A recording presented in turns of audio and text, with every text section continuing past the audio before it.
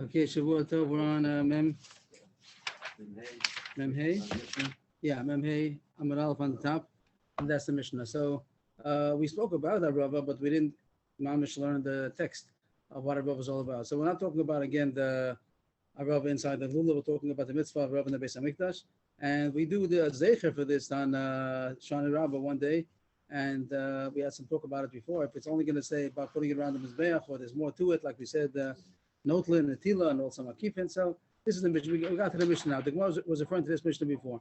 Mitzvah Arava Ketzad. The Mishnah said Lulav Arava Shisha B'Shiva. What is the mitzvah of Arava? We said it's Halach Moshe Messinai. Abba Shal also dashed from the pasuk that it says Arved Lashon Rabim. So it's a remez to the other Arava besides the Lulav. So this is what the Arava that we're talking about. It came out that it's the rice in the Beis Hamikdash. Ketzad. There's a place below Yerushalayim which is called Motza. I guess that's what they call today Motza also. Yordan Lasham Malaktim Misham Morbios Shalabrava. They go down there and collect morbios. They say morbios is trees. I don't have an exact translation of it. Doesn't say lanos. It must be, I don't have another translation for it, but in general it means trees. Rashi says, no Rashi on that. That's the general idea of morbios. Morbios Shalabrava. To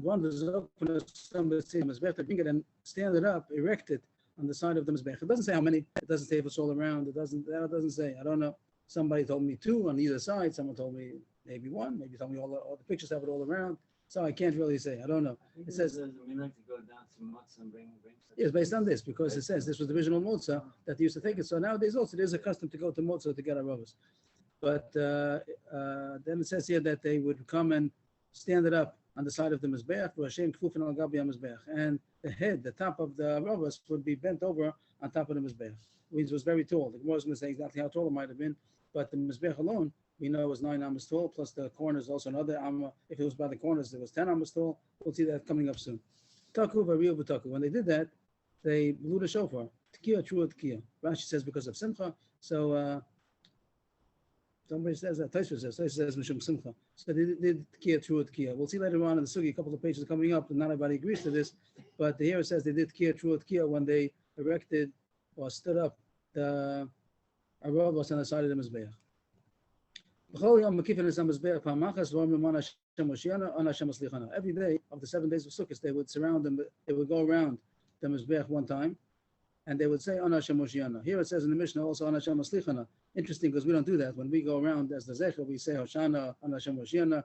We don't say Aslichana. I just noticed that there is a gear that takes it out. Others say that Aslicha, the second Aslicha, should also be Yoshia. Maybe it's a bit better that they said again, Ana Hashem Moshiana. The reason why it's called Hoshana, the whole time is called Hoshana. We had more many times that the Lulav of the whole set is called Hoshana. That's when Aravos. It's probably because of this word, Hoshana. They said Hoshana the whole time.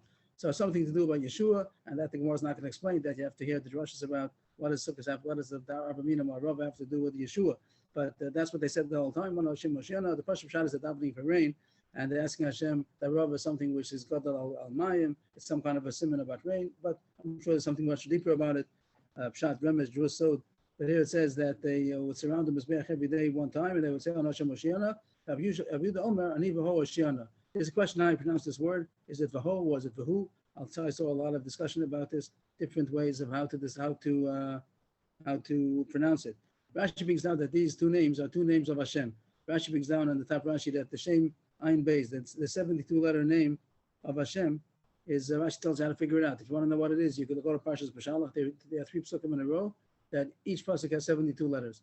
By Yisrael, Vayova, Vayet, there are 3 psukim in a row in Parshas Beshalach, and you take the first letter of the first pasuk, the last letter of the second pasuk, and the first letter of the third pasuk. That's the first set of names, and they do that 72 times. You get 72 times 3, and then you take the second letter of the first pasuk, and then one from the last of the second of the maybe I said it wrong. The second pasuk of the first pasuk, second letter of the first pasuk, the next to the last letter of the second pasuk, and the second letter of the third pasuk, and again then you get the second grouping of names. And you keep on going the whole name, you get 72 times 3, that's the Shem Ayin Beis. Rashi says this is the first and the 37th name of the Shem Ayin Beis. So that's very Kabbalistic, that with that we want to say Hashem's name, like we're saying Hashem Moshiana, but instead of saying Hashem, we say these 2 names, which are 2 names of the 2 parts of the name of the 72, Shem Ayin Beis. So that's one shot Rashi says. The other shot also that Rashi takes me down of shot that it says Bani Basoch Hagola, who Asur Basikim, a pasuk about Ani, and who. It has something to do with the whole idea that we say on Hashanah is that Hashem is with us, and even in all the sorrows that we're in, Hashem is with us. And if you look into the Hashanah that we say, that period goes again and again that Hashem is with us. So that might be something about this name that Hashem is always with us. So I'm just saying what Tosfos says and a little sprinkle of what these names might be referring to. But Tanakh says, "Ana Hashem Moshiach." Maybe Hashem Maslichana, but according to the Arger, so he just says again and again, Ana Hashem Moshiach. I imagine that as they're surrounding the Mizbech, they say it again and again. Very similar to what we do. We say Hoshana, Hoshana. We made piyutim to talk about what Hoshana. So we say, Save Am Yisrael, Omani Choma, Beis HaMikdash, different things we talk about. But we're saying the whole time Hoshana. That's what they did in the Beis HaMikdash. Every day they surrounded the Mizbech one time. And V'osa Yom, Makifin is HaMizbech Shava Pamim. On that day, we're supposed to know that day means the seventh day. They had a Shoshana Rabbah, then they surrounded the Mizbech 7 times. Which is that's where our minute comes from, that on Shoshana Rabbah we go around the Mizbech 7 times, around the Bima. But it's based on this that they did in the Beis HaMikdash. Just to point out, we had a couple of pages ago that some say Mekifin the Mizbech means with our Rabbah, which is the Pashup Shat. I would think so. But the Gemara said it could be that it's with the Lulav. And nowadays we do with the Lulav. When we go around, we don't go around with the Hoshana, we go with our Rabbahs. We go around with the Lulav. That was the Machlokas in the Gemara before. The Shas, in the next couple of lines, it says in the Bach, not to be goers over here, we're going to see it later on in the Gemara. He says really it should be in the Gemara, it shouldn't be here. All this until the Kol of Mizbeach, he says that it should really be in the Gemara. Okay, my highlighting didn't come out well, but from this word, from the Aleph, I guess they go in the English way, it doesn't go in the Hebrew way. But B'shas P'tivas and Ma'in Yofi Lach Mizbeach, Yofi Lach Mizbeach, so all those words, it could be doesn't belong in the Mishnah. It seems really belongs in the Gemara later on, but we'll say it now because it's printed over here. We'll see it later on again. It says when they left, that means when they finished the whole avoda after the 7 on the Shana Rabbah, what would they say? Yofi Lach Mizbeach, Yofi Lach Mizbeach. This is a beauty to you, Mizbeach. This is a beauty to you. The fact that they're putting their rubbers around the Mizbeach, that's considered a beauty. I don't know if it means every day. And I said it means when they're leaving on the 7th day. Doesn't mean maybe every day when they did it after they did that cup every day. Maybe they said it every day. I'm not sure. What P'tivasan means. Does P'tivasan mean at the end of the whole 7 days, or just means every day when they left? I'm not sure. If anybody knows, please tell me. Rabbi Lezer says, L'kol l'cham mizbeach, l'kol l'cham mizbeach, to Hashem and to you mizbeach, to Hashem and to you mizbeach, which means that the Pashup Shat means that this service that we're doing is to Hashem and to you the Mizbeach. Of course, the Mizbeach is the not something else than Hashem. It's the way that we're serving Hashem. But the Gemara is going to have difficulty with this. How do you say L'kol l'cham Mizbeach? It sounds like you're putting it together, you're equating it, and maybe it's difficult what the Gemara's kash is, but it says like you're not allowed to say something together with Hashem. The Mizbeach is not Hashem. No one thinks so. But the Mizbeach is the way that we're serving Hashem. But the Gemara is going to have difficulty. How do we say it in one breath to Hashem and to you? So we'll see that in the Gemara. So what did we say so far? Just to sum up, that the Rabbah was brought from Motza, and they would put on the side of the Mizbeach, and they would do Tkiya, true Tkiya. Every day they would surround the Mizbeach one time and say, Ana Hashem Moshiach, maybe Ani V'ho Hashiach, according to Rabbi Yehuda, and they would surround the Mizbeach one time and say, and Shana Rabbah 7 times. When they would leave, they would say, this beauty is being done to you, the Mizbeach. But Belazar says they would say, to Hashem and to you Mizbeach, to Hashem and to you Mizbeach. To be elaborated on later, that's not we got the words we want. The mission continues. If this happened on Shabbos, they would do the same thing. When did it happen on Shabbos? So we learned that. It's something that comes on Shana Rabbah. The mission says that you're not Tocha Shabbos during the weekday, Rabbah Shisha V'Shiva. That sometimes it comes out 7 days only if the first day is Shabbos. But if another day is Shabbos, we're not going to be Docha. So it means when you do it on Shabbos, which would mean when it comes out of Shana Rabbah, came out on the 7th day, so you do the same thing. It means when you do it, the mission is not saying that, doesn't mean to say that you always do it on Shabbos, but it means when you do it on Shabbos, so you do the same as you would do it on a weekday. The way it was done on the weekday, we just said it was done on Shabbos also. Ella, you don't go on the same day. You can't go to Motza to get it on. Right. It seems every day they would go to Motza every day and they would bring it. But on Shabbos, they'd have to go to Erev Shabbos to bring it. Which would mean on the 6th day of Sukkot, they would go in order to bring it for Shana Rabbah, which is going to be Shabbos. When they brought it the day before, they would put it to gigios, like big barrels of gold, I don't know how big it is. I said big. I don't know if gigios is big. It means they'll put it in some kind of jug of gold in order that it shouldn't wither, because you have to wait. It has to be fresh till tomorrow. Rabbi Yochanan ben Roka Omer, Chavoy shel dek Elohim Yivinu v'chov tenosim b'karka v'tzidi hamizbeach v'osa yom nikra chibut charoyos. So this is a sheet that we don't do nowadays. Rabbi Yochanan ben Roka says that they would bring palm branches. Chavoy shel dek means palm branches, not lulavim. That's a closed lulav, a small little.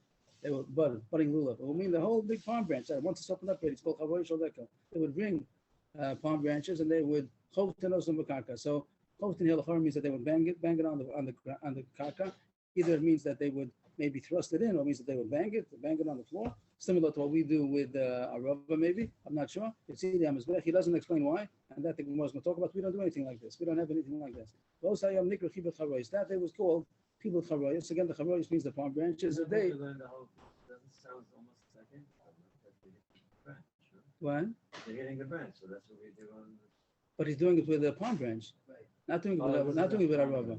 Till now we spoke about arava, and it didn't say anything about that. Now it says about the charoyos, but the palm branches that it says chibur. We had before also by arava that we do. It says there was a chavot v'lavor. Rashi says it means nanua. Rashi says it doesn't mean to bang. Rashi says it means to shake, which is brought down such a minhag also to shake the arava. But the regular customers like the Rambam that it says that it means to bang. Here also chovten b'karka. These words Rashi also is going to agree that it means to bang. Chovten also b'karka is not going to mean to shake it. Chovten means Rashi also agrees that it means to. We had today's parasha. Yes, Kisach both Zayzach. Kisach both. No, but that's talking about.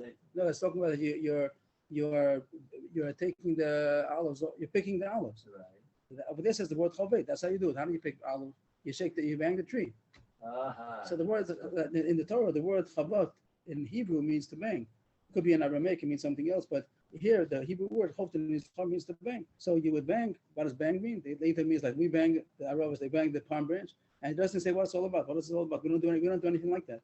So the Gemara will talk about it. Same time the Kam also doesn't hold of it. Only Abraham and Broka. Did he do this only on the Shana Rabbah, or did he do it all the 7 days? Tosfos Lamed Beis has a issue about this. Two possibilities: if he says he do it every day, or only on the Shana Rabbah. It does say that day. That day sounds like a Shana Rabbah. So it sounds like he only did it on the Shana Rabbah. That's what it sounds like.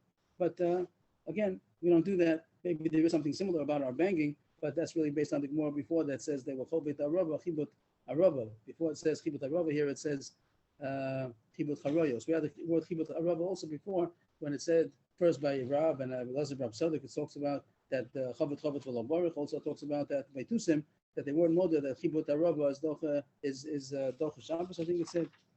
But right, so that was in the bottom of Mem Gimel Amud Beis. We had the word before chibut arava. Here it says chibut charoyos. This is a Yochanan and Broka that says that there was a custom or a mitzvah, we'll see what it is soon, to bang these palm branches near the Mizbeach. The Mishnah is over. This is a new Mishnah now. This is the next point is a new Mishnah, a new issue. So Rashi says if Pshat appear later on, there's going to be another Pshat. There are two Pshatim in this Mishnah. It also depends how you punctuate the Mishnah. Rashi Baya says that from the hands of the children, the adults would take the lulavim and eat their esrogim. It means that after everything's over, Shana Rabbah, you finished already. Once you did the mitzvah for 7 days, there's no more mitzvah anymore. So the adults would sort of steal and grab from the children their lulavim and esrogim, and they would do what they want. They would eat it. And Rashi says that there's no gezel over here because that was all part of the simcha. So they bring this is the place where they bring from. That sometimes by simcha, that there's no like Purim or by chasana, that you're not high for the damages. Whatever the minig is for simcha. Here's the Rashi over here. Here's the Rashi on top. Shomtin esluveya, nagdolim shomtin esluveya aktanim yadam bashvi. That the adults take away the love from the children on the 7th day. Often esrogeyan. Shaltinokos also the adults they eat esrogim of the children. Then there's no problem about stealing. That's part of the simcha. Everybody's happy. I'm not sure how happy the kids are. I'm not sure. But that's and it's very strange Mishnah according to this because it's like a minute that you used to have in order what to. Do you do with your own stuff? They would eat them also maybe. But I think more is going to talk about maybe it's asabano until the rest of the day. That since it's muksa for the mitzvah, so maybe the adult is working on muksa for the whole day. The Gemara is going to talk about that might be something that the Gemara is going to talk about. Maybe there's something to learn from our Mishnah that you are allowed to eat the children's working on Shana Rabbah. Maybe the adult ones you're not allowed to. That's going to be a subject later on. There's another chat Rashi brings down later on that you read a little different. Miyad. Until now we read it miyad tinokos from the hands of the children. Now it's another way to read it miyad, like immediately after they finish doing this avodah, then Tinoko Shamtin Estilvain, the children themselves would throw away their lulavim and they would eat their own esrogim. Those are two pshatim. Okay, Taisus, I think Rashi says it later on also. Okay, But this is similar to Pesach in terms of Purim. that's what I said. Yeah, Rashi says the thing about Simcha, and they learn out from here that on Purim also, that if the minig is to whatever you do on Purim, so you can't claim damages. But the poskim say that not too expensive. Everything the females are dying that someone. Tosfos discusses everything we've said, and it even says if you're mekalkel a guy's sus at a chasana, you might be pater. The same idea that they used to do things with. But a sus is a lot of money. Yeah, but they would come with the horses and stuff. Okay, Horses. they would have some kind of a horse like knighting kind of things. They would fight. They would make fights for some chasnas v'kala. Okay, everyone according to there. But it does say that if somebody's dancing, let's say, and by mistake he mazik somebody out of the simcha, like not intentionally, so maybe it's potter based on this. The Gemara continues. Tana, we learned in the Brayso, Malkam Kalanya, but this was a place which was the word we have a colony. The word colony, so Kalanya was Kalanya. What does that mean? This place Motza was a colony. They say that someone told me that the word colony really comes when they had a government veterans. They made veterans of the army had a place where they could live. That was called a colony, and that's what this place might have been, Motza. And the Gemara says, "Tana did my time call a Motza." Why is the word called Motza? Kalanya and Motza. It was called Kalanya. Why does our Tana call it Motza? I did the Mapik Karga, the Malka correlate Motza because it was potter from the royal tax. Karga means tax, Malka means king. The royal tax. They called it Motza. Why did it not have a tax? The Pashup Shat, you'd say because what I said is true. That a colony means that it was really a veterans moshav.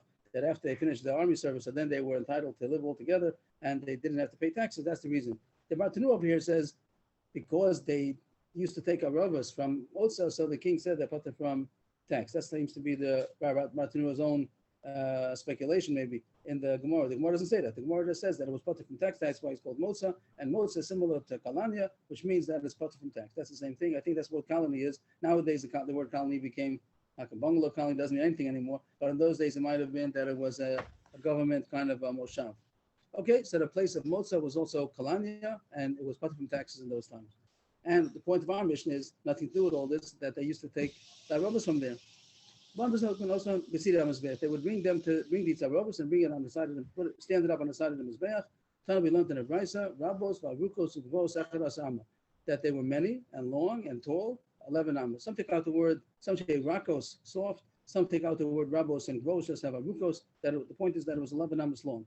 Kedei she would go for in order that it should bend over on top of the mizbeach and amma. That it started, we'll see soon exactly where it started. It was on the floor more or less, and then it went up high over the mizbeach and even bent over. Rashi, the word gochos is bent over. So the bent over part, gochos amma, Rashi learns that it means that it was bent in amma. It means the bent part. The part that was bent over on top, that hung over, was an amma, and it was on top of the mizbeach. It must be, Mar Zutra said, it must be that they didn't put on the floor. Right. So how was the mizbeach? I'd like to have a picture, but I don't have access to put a picture on the screen. But if you imagine the mizbeach, that it was altogether. First, it was 32 by 32 on the bottom. And then it went up for 1 amma. Then it was indentation on all sides, 1 amma. So then it was only 30 by 30. And it went up 5 ammas.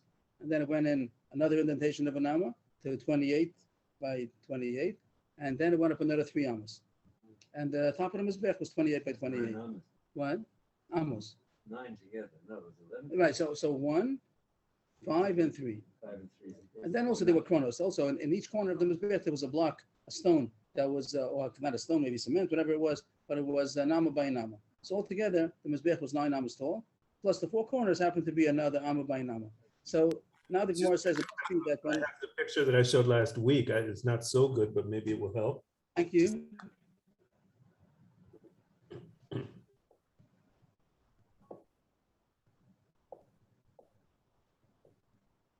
Yeah, we remember this picture.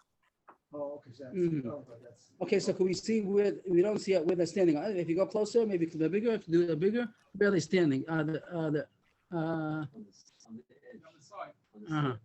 Okay, I can't tell exactly, but okay. So the point was that the mizbech was first was in 1 amma foundation, then it went up 5 ammas, and then it went up another 3 ammas. So the question was it standing on the floor or was it standing on the foundation? Each was 1 amma elevated. So he says it must be that it was standing on the foundation. It wasn't standing on the floor. If it was standing on the floor, then it wouldn't work out. So Rashi is going to say that The Mizbeach was 9 Amos, and the word Gochos means that it was hanging over, but it didn't drag on the Mizbeach. So it had to, in order to be bent over Amma on top of the Mizbeach, it also had to first go up and then go down again, and it still didn't touch the Mizbeach. At that point, the Gemara is going to say that if it was standing on the floor, plus if you take into consideration the fact that it was on an angle, it wasn't straight up. Since there was a foundation, 2 times there was indentations, so there was a certain angle. So if it would have been straight up, then it would have been, if it was 11 amos altogether, then it would have been straight up. If it would have been able to put its flush against the Mizbeach, then it would be 11 amos high. I mean, what do we say? That it was 11 amos altogether, the Mizbeach was 9. Then it could be that it went 10 amos high and then 1 amma down. That would have been 11 amos altogether. But since it is extended a little bit, since the 2 indentations caused that you can't put it flush straight up against the Mizbeach. So it was a little bit on an angle. So it would be less than the necessary 11 amos. You have to have 11 amos plus. So because of that, it must be, if it was hanging it over an amma above the Mizbeach, it must be that it was 11 amos starting from the foundation. So then you had more. So you had that from the foundation, which was only 8 amos to go, then you had another 3 amos above. So then it could be, it hung over, it went up more than 1, and then it came down 1. So yeah, so it could be hanging higher than that also. That's also okay. Okay, yes, sure. Thank you.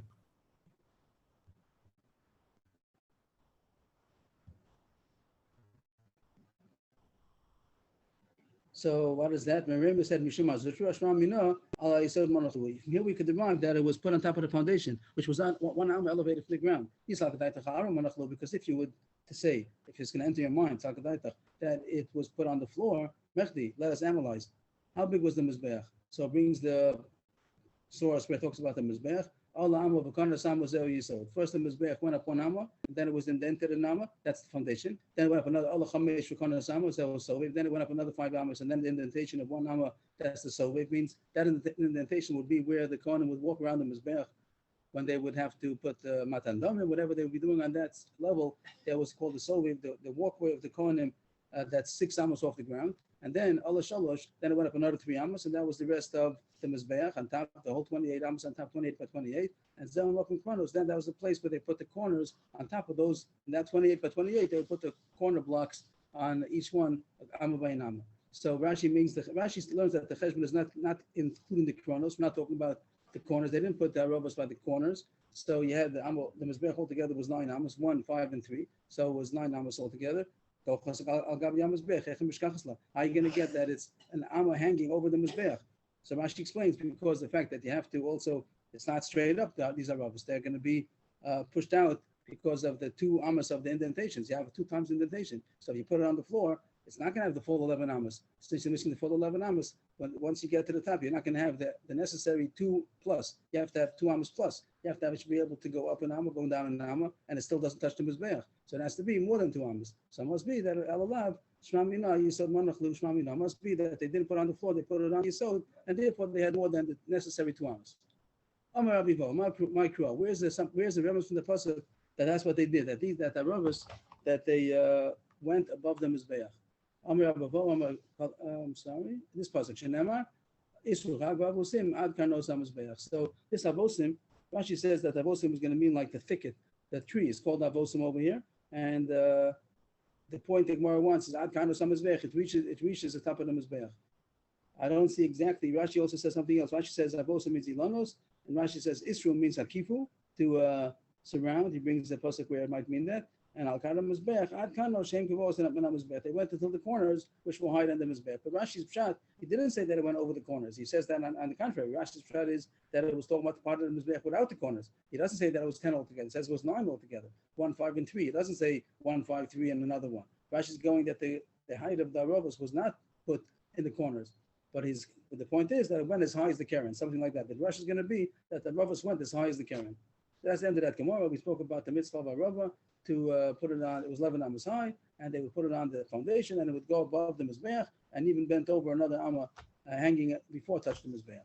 Once the Gemara brings this pasuk, Isru Chag Avosim, so the Gemara says more drushes about it. This is like a bonus on the side. Whoever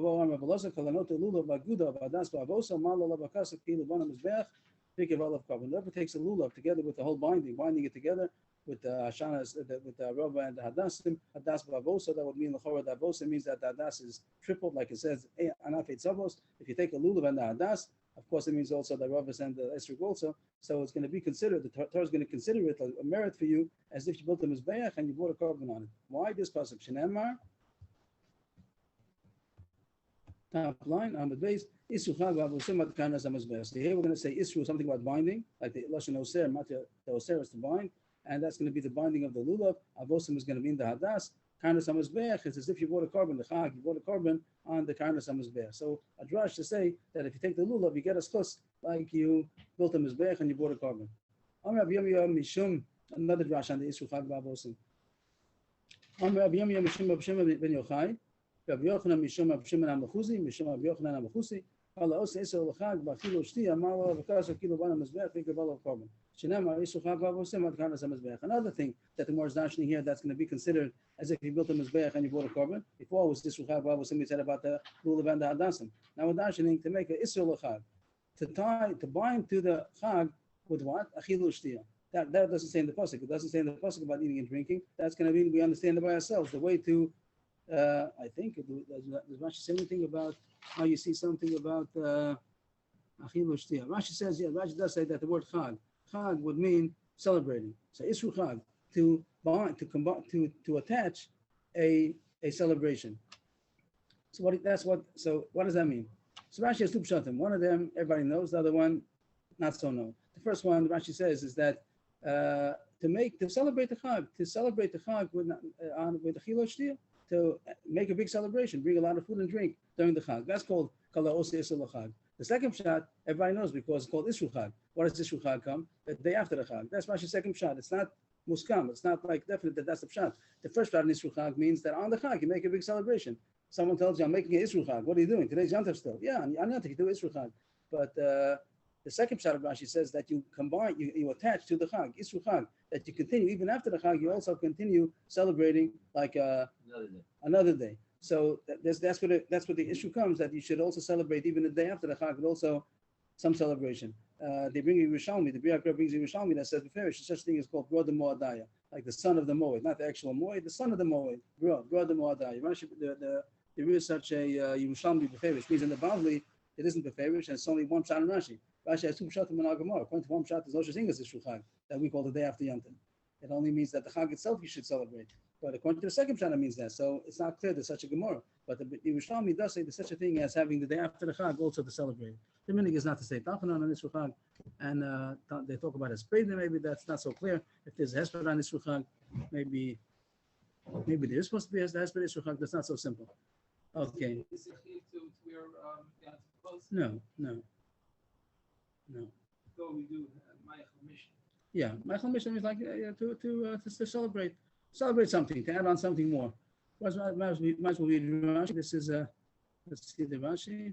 Third line. So Rashi says the first shot. Rashi says Achilu Shti Isru Shakori L'Chag Oneg V'Chmachal V'Mishta. That's the first shot. That means just to celebrate the Chag. Yeshom Yom Shel Achar Chag. So that's Rashi says that according to one shot it means the day after. Okay. There's a big fight in America whether you should have school or not. Big fight, man. So we don't have school. No? Depends on the school. Yeah, they do have school. Yeah, there is school on the Shulchan. Amar Chizkiah, Amar Rabbi Yirmiyah, Mishum B'Shem Vayachai. Kol HaMitzvahs Kulan. With what are we continuing now? The Gemara is now come because we had on the top line about Rabbi Yirmiyah, Mishum B'Shem Vayachai.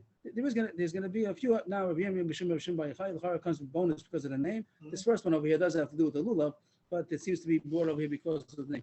Amar Chizkiah, Amar Rabbi Yirmiyah, Mishum B'Shem Vayachai. All mitzvahs, all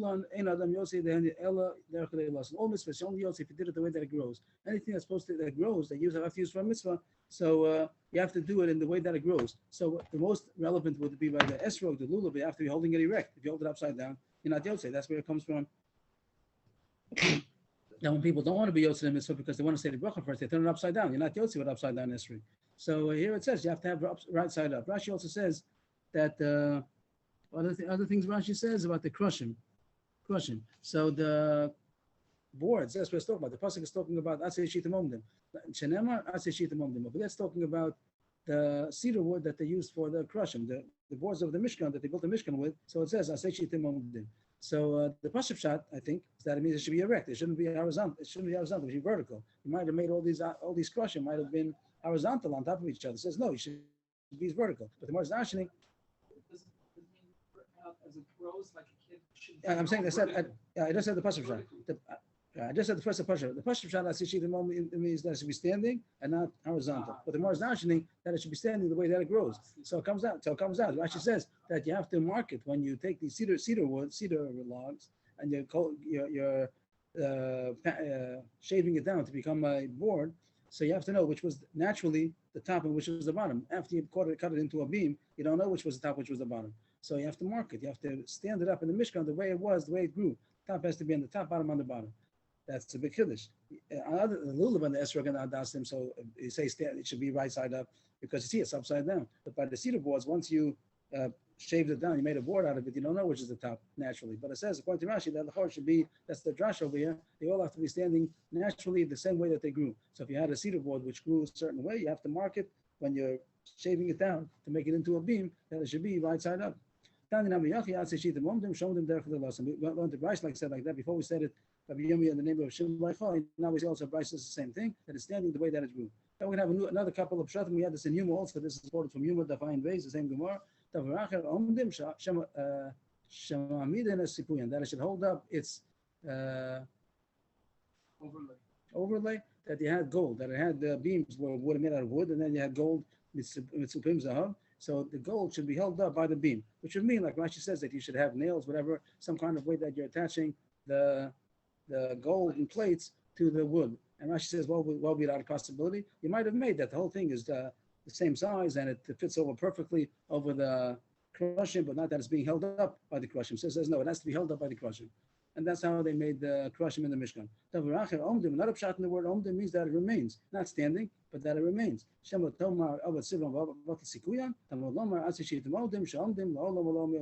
think that they're lost. Sivra means like their hope. Sikuyan, they're looking, I think they're longing, means that maybe they are gone. But once the Mishkan was built in Shiloh and it was not any more portable, so they didn't need any more the crushing. It only was used in the Midbar, maybe in Gilgal. Once they came to Shiloh, so it says over there they had already a regular wall, so they didn't use the crushing anymore. So you might think that now they're gone. It says no, that the crushing are endure forever. So where are they? So they're probably hidden someplace. When they built the Mishkan Shiloh, so they hid them. And I think the Midrashim say that maybe the works of Moshe never, but whatever Moshe Rabbeinu made never became destroyed. So Rebbe, yes, please. there's a very famous Seforno. It's either the first pasuk in Vayakel or Pekude, where he says that the Batim were destroyed, but the Mishkan was only Nignaz, and the Siba he gives for it was because it was made entirely by Jews, and like Hiram and whatever were not involved. There was no Ishtatfus Hagoyim, so it's Lenetzach Nitzochim. Yashikach. I thought the Medrash says about Moshe Rabbeinu, you're saying because it was all Jewish. Yashikach. Also, this comes in because of the name, a bonus because of this name. Chizkiah, the name of Rav Yirmiyah, the name of Shem Baichai. Rav Yirmiyah never saw Shem Baichai. They say whenever it says Mishum, it means in the name, but it doesn't mean that I'm not saying he didn't meet him, he didn't hear from him, but he said it over in his name. That in my merit, it's possible to discharge the world from judgment from the day that I was created until now. From the time that he was born, he can pater the whole world from judgment. The Rebbe Hanal says that he saw in Ruach HaKodesh that in his merit that he would be able to do that. If to get, that would be if I be by myself, together with my son Rabbi Lezer, that's Rabbi Lezer Rab Shimon, not only my generation when I was created, but from the beginning of creation until now. That's a lot more. The two people will be so much more. From his lifetime, he said, but with his son, from the beginning of creation until the time that he lived. If Yosam was one of the kings of Yehuda, Yosam was the father. Uziel was the king. His son was Yosam. His son was Achaz. His son was Chizkiyahu. So in the pasuk you don't see so much, but the Gemara makes him like to be a Yud. Here it's a Gemara that is huge tzaddik. Yosam was a great tzaddik, and it says if he would be together with the Shimon ben Yochai and his son Rabbi Lezer together with Yosam, so then they'd be able to part the whole world from the day that it was created until the end of the world. Whatever, the whole 6,000 years of the world, they'd be able to part in their merit. Rashi says the merit of Yosam, I guess because it doesn't say in the pasuk why that he was so great. So Rashi says what we do know about him is that his father Uziel became a Mitzorah, and Yosam took over the kingship, but he didn't put on the crown, even though he was really the official king. And Uziel's father was a Mitzorah that was out of the Machne, was out of office, but he didn't take the official kingship as long as his father was living. So that Rashi says that's a big schos for Yosam. It happens to be, I don't know where Rebbe Hananel gets it from, but Rebbe Hananel says that these three people, Reb Shimon bar Yochai, his son Reb Eliezer, Reb Shimon, and Yosam, they didn't get any of their merit in this world. I don't know how he knows it. He says that they didn't have, in contrast to other tzaddikim, that they did have some of their merit used up in this world. They didn't have any of their merit used up in this world. But again, I don't know how he knows that, but that's what Rebbe Hananel says. So that was a member in the name of Chizkiah, the name of Yirmiyah, and Reb Shimon bar Yochai, and now another one. I've seen people that are on a high level, Bnei Aliyah. So what does Bnei Aliyah mean? Today the word Bnei Aliyah means someone is on the way up. It's called Bnei Aliyah. Somebody who's interested in, he has big sheifot. But here, Rebbe Hananel says Bnei Aliyah means people that are Roy Lalos Legan Eden. Anybody else? Rashi says what? Those people who are worthy of receiving the Shekhinah. So these high people, I saw that they're very few. If there are 1,000 of them, it's going to, among those 1,000, it's going to be me and my son, Reb Shimon bar Yochai, and the son of Eliezer Reb Shimon. If there are 100 altogether, also me and my son are going to be of them. If there are only two, it's going to be me and my son. That he knew how great he was and how great his son was, and they said that if there are Bnei Aliyah in the world, it's going to be me and my son. The Gemara is very surprised that it's possible there are only two people that are Bnei Aliyah. There's so few, 1,000, 100, 2. Amar Rabba, Tumani Sarayel of Dara have become that there are 18,000 rows. The word Dara means rows. 18,000 rows that are standing, means of tzaddikim that are standing before Hashem. So it sounds like there are 18,000 tzaddikim. Rows of tzaddikim. Shenemar Saviv Shmona Asar Olaf. There's a pasuk at the end of Yecheskel. The pasuk over there is talking about a city called Hashem Shama, like Yerushalayim, someplace next to Yerushalayim, and it says something about having a certain amount of space that was on each side. Around it, the perimeter says Shmona Asar Olaf, a certain amount of konim over there. But the Gemara is dashing it means rows of tzaddikim, and it says around the Shekhinah is 18,000 rows of tzaddikim. So how could you say there's only 1,102? Lo kasha. The different levels of Ruach HaKodesh. One is called Asmachlayim Mira, means that Asmachlayim, they say means either a lens or a mirror. Question what the word Asmachlayim means, but it means they have a clear vision. Those who are able to have a clarity on the Mira, that it's illuminated, means it's clear, it's not foggy, it's not blurred. Those are possible to be maybe only 1,000, 100, or maybe even 2. But the whole thing about 18,000 is when those who have some kind of Ruach HaKodesh, but you can call it like a blurred Ruach HaKodesh. Rebbe. Yes.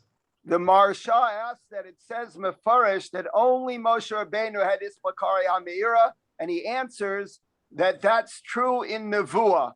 So if you say Ruach HaKodesh, it's hard to answer. He says in Nevuah, only Moshe Rabbeinu had Ismakari HaMeira. So here it's talking B'Chochma and Chacham Adif Minavi. There were many people who had clarity in Chachma, but only Moshe Rabbeinu had Ismakari HaMeira in Nevuah. You also can say Ruach HaKodesh. Ruach HaKodesh is also less than Nevuah, so it'll be some level, a level less, a different level, not Nevuah, but Ruach HaKodesh maybe, like the term that they're using over here, and Rashi maybe the Rebbe Hananel. So that also be a possible answer.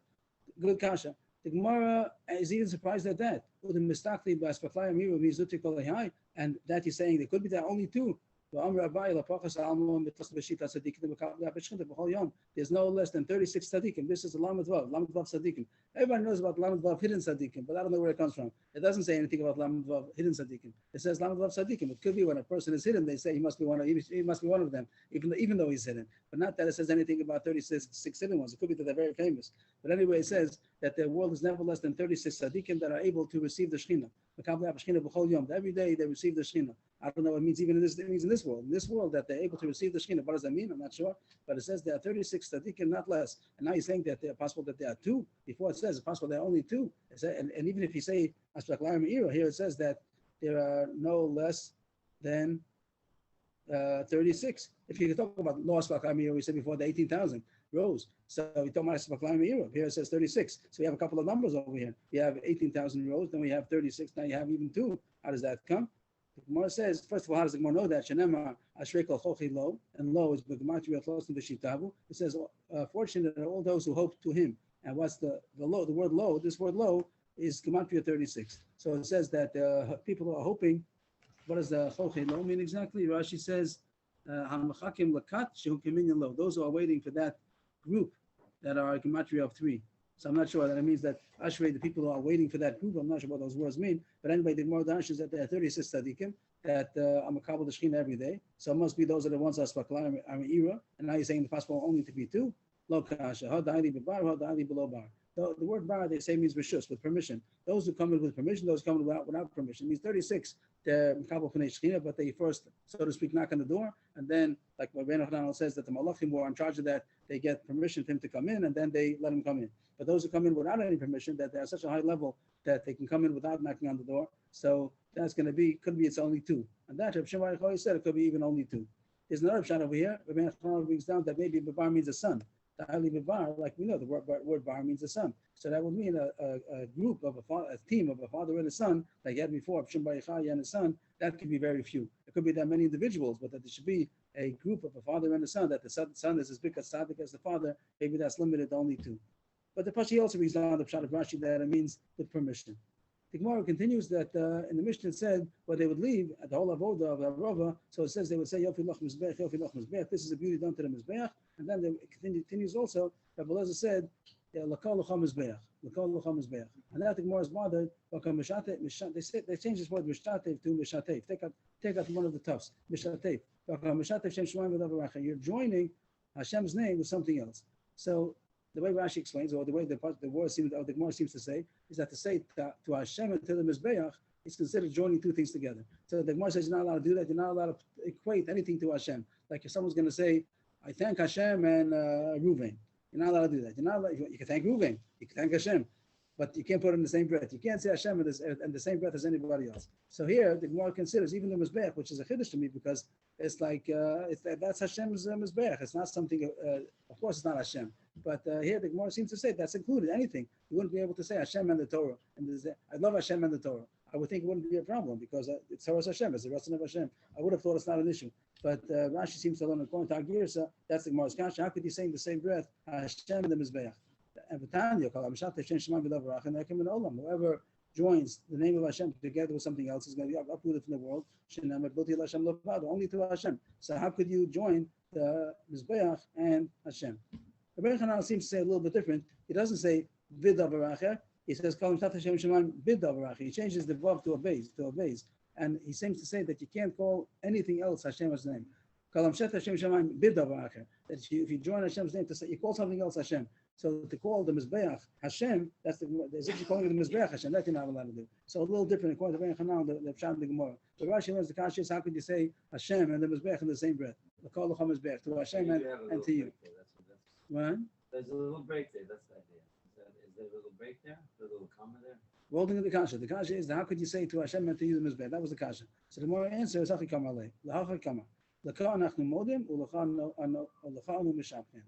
Laka anachnu modim or the mevorchim u'laka anu mikaltzin. So the Gemara has to say that it's not saying the same breath. If it would say to Hashem and to you, we are something, whatever you're saying, beautiful, or that's not good. You have to say 2 different statements. So it's not just a break. You're not just saying comma, a pause. You're saying 2 different statements. One is to Hashem we admit. Rashi says the word modim doesn't mean thank. Rashi says the word modim is more like not acknowledge, not to deny. We acknowledge Hashem and we praise you the Mizbeach. To Hashem we what? Misvad is to confess, not to confess. You're not being confessing over it, but I guess that acknowledging is a good word. Acknowledging Hashem, admitting, the opposite of denial. Not to be kofar. That's what Rashi learns over here. I'm not sure why. You could say, why can we say to Hashem we thank? Well, I'm not sure. Rashi seems to go out of his way to say that it means that we're not denying. I'm not sure why Rashi says that, but he says to Hashem we moda, and to you the Mizbeach we praise. To Hashem again, Agamar says Modim. The Gemara changes it to Mevorchim. We bless Hashem, and to Yudim Mizbeach we praise. So the one kasha, one teretz. The kasha was, how could you join Hashem's name with something else? The answer is you're not, because you're saying two different statements. And the Gemara puts into the words that they don't mean to say the same thing to Hashem and Mizbeach. What does Rashi say the next Rashi? We didn't get there yet. We did, yes. What does Rashi say? Shat hachaber lefanav lechaper aleinu. Period. Modim lam lashon hod elu lashon toda. Shanu modim below kofrim. I think the word. I think that's what I was referring to. That it means when modim we're not kofrim, it means that we don't deny. So we're acknowledging and not denying. And he says not lashon toda. Probably every toda, whenever you say the thanks, the toda probably means something of hod, that we're attributing to you glory. So Rashi seems to say that that's not what it means here. It means sort of admitting and acknowledging. So I'm not sure why Rashi has to say that for the purposes of the Gemara. The kasha was, how could you join two things in the same breath? Hashem and something else. The answer is that you're not. You didn't say two different statements. The Mishnah continues, Kamaseh B'chol. Rashi says Lashon Toda, which is thanks. Right? He says not. Shanu Modim. Modim lav Lashon Toda. What is the Lashon Toda? Shanu Modim below kofrim. What does it say below kofrim? Where it means we're thanking and what is thanking and denying have to do with each other? Like saying like a coffee tova. That's what it means. We're not kofrim Hashem. We're thanking Hashem. Maybe if that's what it actually means, good. That I made a mistake. I take it back. The Gemara Mishnah continues, Kamaseu b'chol kach maseu b'Shabbos. So what do you say? Then we're going further. Not in this word maseu b'chol. The next part of the Mishnah says, Rabbi Yochanan ben Broka said that they bought palm branches and they would bang it on the floor next to the mizbeach. Where does it come from? Where does he get this from? That you take palm branches and where is that? Maybe Shana Rabo every day. What do you do? Techsiv kapos. And the word kapos tomorim, it says it plural. So shnayim. And what do you learn? With lulav is only one. So you're not taking two lulavim. So why does it say kapos? You should have said kapas. Achas the lulav, achas the mizbeach. To learn out there are two kinds of palm branches. One is for the lulav, and the other one is going to be this big palm branch that you take and you do on the mizbeach. Doesn't mean every day, maybe a Shana Rabbah, I don't know. But the Mokko is going to be from the Raisa, that you learn out from the Lashon Rabbah, that it says by Kapos tomorrow. Rabbanan and Amri, they want to argue the whole thing. They say, don't do this thing. So what to do with the pasuk Kapos? Kapas Ksiv. It doesn't say it with a vav. It says it without a vav. So there, if you don't dash in two, you dash in one. You don't take the two lulavim. We don't take a palm branch. We just take one lulav. Rav Levi says different shot why Rabbi Yochanan ben Broka took this palm branch. He says Ketomor. Rashi says that he didn't get it on a pasuk. He did it with his own idea, just as an expression of a way to say praise to Hashem. Ketomor, just like a palm branch, a palm tree. Just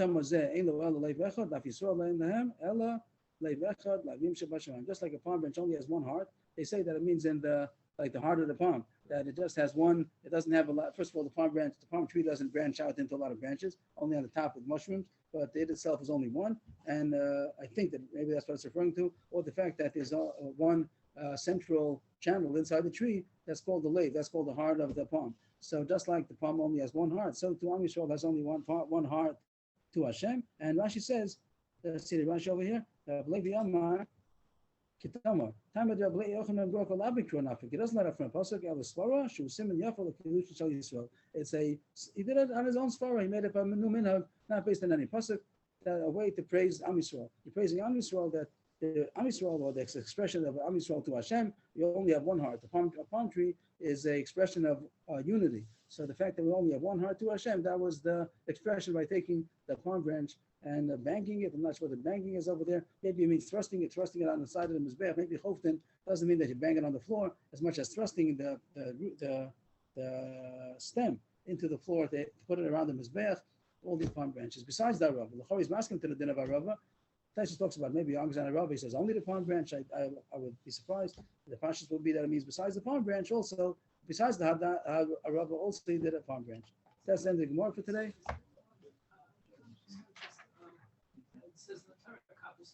Yes.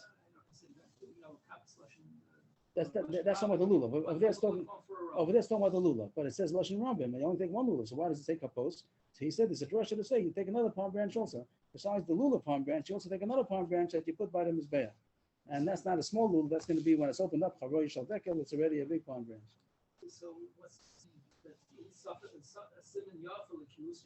why does he do it? No, there are two. Again, there are two. There are two Gemaras. There's two opinions. One Gemara said the first Gemara says that it's based on a pasuk, and the second Gemara is saying no, it's not based on a pasuk. It's just as far b'alma. He did it. He instituted a new custom on his own without any basis in the pasuk. in the Beis Hamikdash, yeah. And what do we have, minig,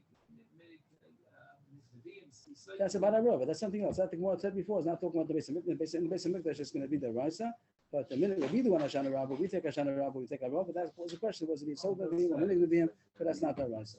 But this is talking about in the Beis Hamikdash. So we said that Rav was the Raisa, and now the question was a new minhag that Rabbi Yochanan Broker said about couples things Chavoi Shaldeka. So that was the question: is it the Raisa or is it a minhag that he did on his own?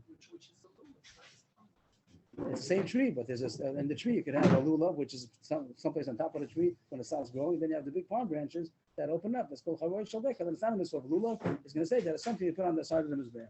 Just the chazor with what we learned today. Summary. We spoke about the mitzvah arova. They went to Mosa. They got over there the arovis and they put it on the side of the mizbeach. Tkiya through a tkiya. Every day he went around the mizbeach one time and he said, "Ana Hashem Hashiana," and Rav Yehuda says, "Ana Anivu Hashiana." And on the Shana Rabbah, they would circle the Mizbeach 7 times. When they finished, they would say, "Beautiful to you, Mizbeach, beautiful to you, Mizbeach."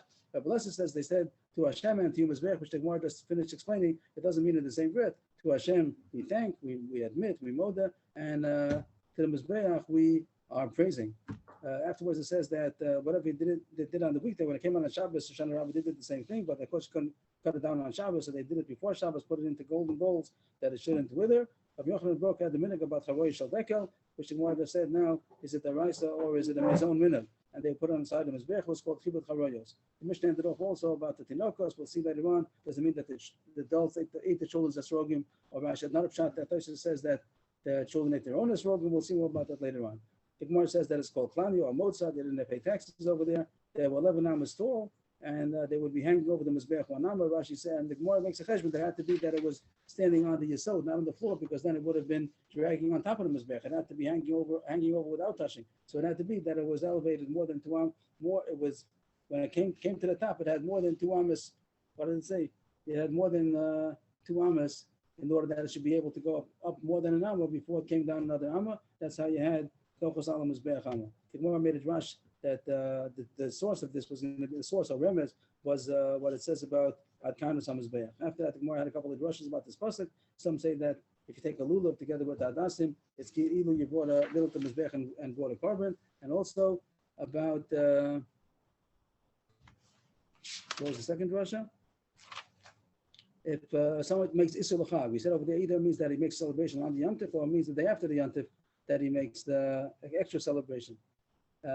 We brought a couple of members from Chizkiah, Amar Rabbi Yirmiyah, Amar Rabbi Shimon Bar Yochai. One was about K'derech K'dei Losan, that it says V'asei Chita Momdim, that it says by the Krushim. There were other drushes over there also. It's Nageh to the Lulav, Hadasim, Arobos, all of them have to be standing up. It more seems to say even by the Krushim also have to be upright the way that it grew. It also says it has to hold up the golden overlay, and also that they exist forever. They never got destroyed. It is there forever. Another member from the Chizkiah, that he could part the whole world from the day that he was created with his son from the beginning of creation, about Yosam, then the whole from the beginning till the end. Another member from Chizkiah, that Bnei Aliyah, there are very few, 1,000, 102, and even if there are only 2, it's going to be me and my son. They're more surprised because they have to be much more, 18,000 rows. That's Aspaklai She'ena Miru. Aspaklai Miru, the Gemara divides that there's 36 tzaddikim. That's Asher Kachol Chelo. That's also Aspaklai Miru, but that's when they have to go in with permission. But without permission, it could even be only 2, and that's what Shlomo Bar Yochai said. It's going to be him and his son. The Gemara says about leaving the Mizbech. They said, "L'kol l'chol Mizbech, Shem Shatav Shem Shemaim V'Doch." You're not allowed to. Put the Hashem Levado. So the Gemara said on that it was divided to Hashem one thing and to the Mizbech something else. The Gemara said, "B'chol." Whereas Rabbi Yochanan ben Broka get the point about the Chavoi Shaldekel, either because kapos means 2, they want to say kapos without above, or if Levi says that it's a simon that he did on his own as far as Alma, just like a palm tree only has 1 heart, so Talmud Shalom has only 1 heart to Hashem. So we don't do any of this. What? We don't. This is the minute we don't do. Yashkoach, everybody. Thank you. Shavua Tov.